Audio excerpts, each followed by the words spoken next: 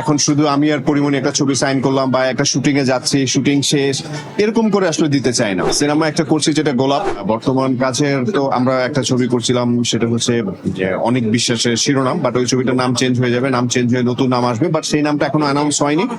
এটা খুব রিসেন্টলি আমার মনে হয় যে অ্যানাউন্স করে রিলিজের ডেট সহ আমরা আগাবো আর কি। আরো সাইফ চন্দনের একটা ছবি করছিলাম আমি আর বুবলি, যেটার নাম হচ্ছে কয়লা, সেটাও শেষ হয়ে যাবে কিছুদিন পর, রিলিজের প্ল্যানিং করছি।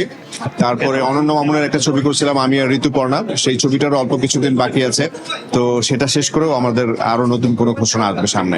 পরিমণির সাথে আপনাকে সামনে সিনেমায় দেখা যাবে কিনা? আজকে অ্যাওয়ার্ড শোতে দুজনকে বেশ দারুণ লাগছিল, দেখা যাবে কিনা সামনে?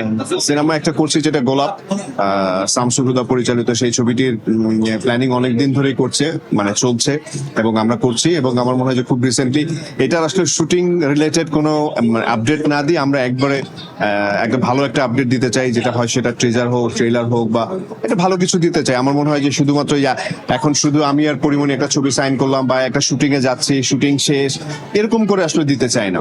নীরব ভাই, মডেলিং এবং সিনেমা দুটোর মধ্যে যদি একটি বেছে নেওয়া বলা হয়, কোনটা বেছে নেবেন? না, অবশ্যই সেক্ষেত্রে সিনেমা, কারণ মডেলিং থেকেই তো সিনেমা থেকে মডেলিং এ যায়নি, তো মডেলিংটা তো অবশ্যই আমার মানে প্রথম পছন্দ, ভালোবাসা সেটা আছে। যখন মডেলিং এর অফার আসে সেটা ভালো লাগে, আর অবশ্যই তো সিনেমা তো সবার শেষ প্রায়োরিটি, এবং আমারও তো শেষ প্রায়োরিটি না, বেস্ট প্রায়োরিটি হচ্ছে ফিল্ম।